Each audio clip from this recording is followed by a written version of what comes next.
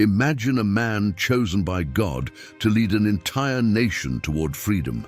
Moses is known for his grand deeds, such as parting the Red Sea and speaking with God on Mount Sinai.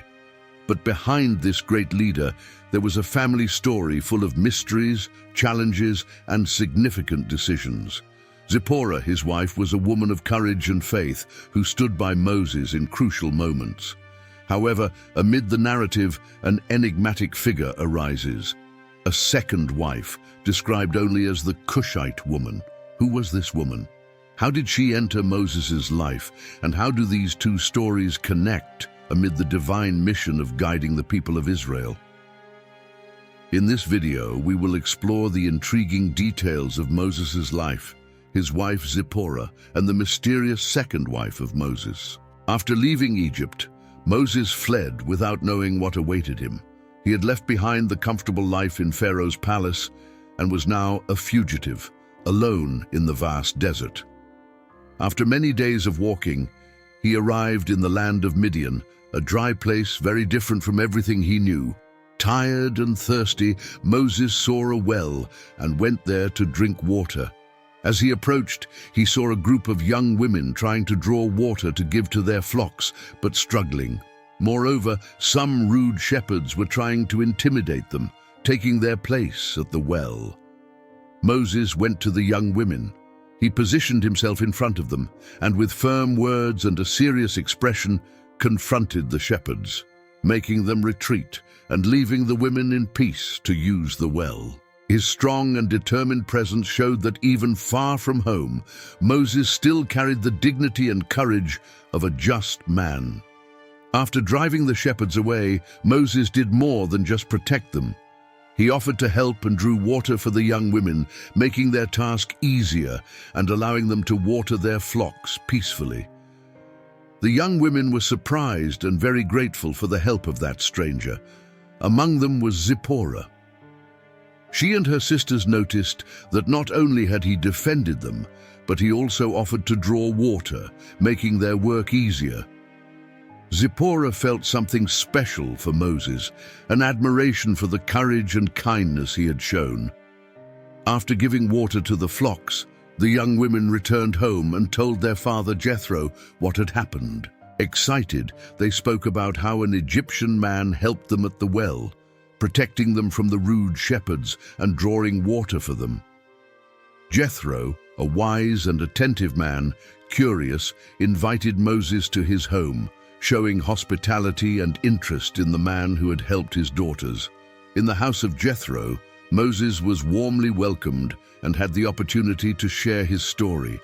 He spoke about his life in Egypt and the reason he fled to Midian. Jethro, impressed by Moses' sincerity and courage, realized that he was a man of character and great potential. In a short time, Jethro began to see Moses not just as a foreigner, but as someone worthy of being part of his family. Then, in an act of generosity, Jethro offered his daughter Zipporah in marriage to Moses. This gesture was more than just a tradition. It was a way to welcome Moses, giving him a home and a new life. Moses accepted the offer, and so began a new journey alongside Zipporah. After many years of living peacefully in the land of Midian, where Moses built a new life with his wife Zipporah and their children, something extraordinary happened that would change everything. One day, while Moses was shepherding the flock of his father-in-law Jethro in the desert, he saw something incredible and mysterious, a bush that burned but was not consumed. Curious, Moses approached to take a closer look. As he got closer, he heard a powerful voice calling, "Moses, Moses!" It was the voice of God, the God of his ancestors, Abraham, Isaac, and Jacob, speaking directly to him. Moses was both astonished and afraid. He covered his face, knowing he was in the presence of God, standing on holy ground. God then revealed to Moses a great and difficult mission: to return to Egypt to free the people of Israel from Pharaoh's slavery. For Moses, this command was terrifying. He knew that returning to Egypt meant facing Pharaoh, reliving memories of the past, and challenging the powerful Egyptian empire. Moses began to doubt himself, telling God that he was not good at speaking and feared he would not be able to fulfill this task. But God assured him that he would not be alone. God would be with him every step of the way, giving him the words and strength to complete this mission. When Moses returned home, he told Zipporah what had happened. He described the vision of the burning bush and God's call to free the people of Israel. Zipporah was a woman of courage and loyalty, and above all, she trusted in Moses' God. Instead of hesitating or trying to stop him, she decided to prepare to accompany her husband on this mission. Zipporah understood that God's call was something much greater than themselves, something that could not be ignored. Thus, with hearts full of faith and determination, Zipporah set out alongside Moses. They left the safety of Midian and headed toward Egypt, where Moses would face Pharaoh and lead the people toward freedom. On the way, during a stop, Moses began to feel strange. Suddenly, his body became weak, as if a heavy hand was pressing down on him. Moses realized that something very serious was happening, but before he could react, Zipporah understood the problem. Zipporah saw Moses' suffering and realized that God was sending an important signal. Something essential had been neglected. She understood that God was confronting Moses because he had not yet circumcised his son, a sacred act and a sign of God's covenant with the people of Israel. For Zipporah, this was not a mere detail. Circumcision was a symbol of obedience and commitment to God, something that could not be ignored, especially for someone called to lead God's chosen people. Without hesitation, Zipporah took a sharp stone and, with courage and determination, performed the circumcision on her son. It was a serious and intense moment where she demonstrated her faith and understanding of the importance of God's commandments. After performing the circumcision, Zipporah touched Moses' foot with the blood, completing the act in a symbolic and powerful manner. This gesture was a confirmation of the sacred covenant with God and a plea for reconciliation. After this, the sense of danger and tension disappeared. Moses felt his strength return, and they were able to continue their journey to Egypt. Moses' mission in Egypt was only beginning, but the responsibilities were immense. He would need to confront Pharaoh and convince the powerful Egyptian king to free the Hebrew people from slavery, a task filled with challenges. Moses knew that to fulfill this mission, he needed to be fully focused, without distractions. Thus he and Zipporah reached a difficult decision. For Moses to lead the people of Israel with complete dedication, it would be better for Zipporah and their children to temporarily return to Midian, where they would be safe. Zipporah, always courageous and loyal, understood the necessity of this separation. Although it was difficult for her, as she wanted to be by Moses' side at all times, she knew he needed to focus on the task ahead. She departed with their children, leaving Moses to face the plagues, Pharaoh's threats, and the immense responsibility of leading a nation in search of freedom. In Midian, Zipporah and her children found a welcoming home at her father Jethro's house. During their time there, it was a period of waiting and much prayer. Zipporah knew Moses was facing great challenges, but trusted that he was following God's plan. Meanwhile, Moses experienced very difficult and miraculous situations. He witnessed the plagues that fell upon Egypt, the water turning to blood, the locusts destroying the crops, the darkness covering Egypt, and the death of the firstborn. Moses bore the weight of each decision, knowing that the people of Israel depended on him. Despite all the difficulties, he felt strength in knowing his family was safe in Midian. After a long and exhausting journey, the people of Israel finally left Egypt. Moses led them through the Red Sea, where God performed a great miracle, parting the sea so they could cross toward freedom. Now, in the desert, walking toward the Promised Land, Moses felt the absence of his family, who were his emotional support. It was then that Jethro, perceiving this need, decided to bring Zipporah and the children to reunite with Moses. The journey through the desert was not easy, but Jethro knew how important this moment was. This reunion was not just a joy for the family, it was also an important reminder for Moses of the greater purpose of his mission. He had by his side a wife, Zipporah, who, despite all the difficulties and separations, remained faithful and courageous. Now, with Zipporah back at his side, she was ready to help him face the challenges that still lay ahead, sharing with him the weight of the mission God had given him. At one point during Israel's journey through the desert, an unexpected figure appears in Moses' story, mentioned in Numbers 12 as the Cushite woman, or Ethiopian woman whom he married. This detail, presented briefly, caused a stir in the camp, especially among Miriam and Aaron, Moses' siblings, who were respected leaders among the people.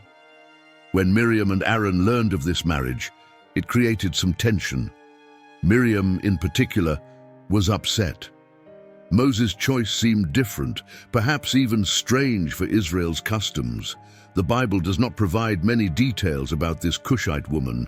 Who was she? What was her role in Moses' life? And what happened to Zipporah, his first wife? These questions remain unanswered, leaving room for mystery and various interpretations regarding this second wife of Moses. Miriam and Aaron reacted quickly and intensely. They began questioning Moses' authority, as if his personal choice had affected his position before the people. They murmured, "Has the Lord spoken only through Moses? Has he not also spoken through us?" This remark was not just a critique of Moses' decision, but also revealed dissatisfaction with the leadership role he held. It seemed that in criticizing Moses, they were also exposing feelings of jealousy or rivalry. Then God intervened directly and impressively. He called Moses, Miriam, and Aaron to come before him, and at the tent of meeting, he spoke firmly. God explained that Moses was different from all other prophets. He said that he spoke to Moses face to face, something unique and reserved for someone with great faithfulness and intimacy with him. After God withdrew his presence, something extraordinary happened. Miriam was struck with leprosy, a terrible disease that left her skin as white as snow. The impact was so great that Aaron, upon seeing his sister's condition, desperately begged Moses to pray to God for her. Despite Miriam's criticism, Moses showed compassion and pleaded with God to heal her. God answered Moses' prayer but set a condition. Miriam had to remain isolated outside the camp for 7 days. This would serve as a time of purification and a warning to the people about the consequences of disobedience and disrespecting the authority God had given. This episode teaches an important lesson about respecting authority that comes from God, but it also raises several questions about the mysterious Cushite woman. She appears briefly in the story, with little detail about her origin, her relationship with Moses, or the role she played. Despite her brief mention, her presence was enough to cause great conflict and reveal the feelings of Miriam and Aaron, exposing weaknesses while reaffirming that Moses was the leader chosen by God. This story continues to intrigue readers and biblical scholars, as the identity of the Cushite woman remains a mystery. She represents a missing piece in the puzzle of Moses' life, reminding us that we won't always have all the answers. Some stories in the Bible are surrounded by mysteries that only God fully knows. Some biblical scholars believe that the mysterious Cushite woman mentioned could actually be Zipporah herself. They suggest that the term Cushite may have been used to describe her origin, as Midian, where Zipporah lived, was a region some associate with the Cushites.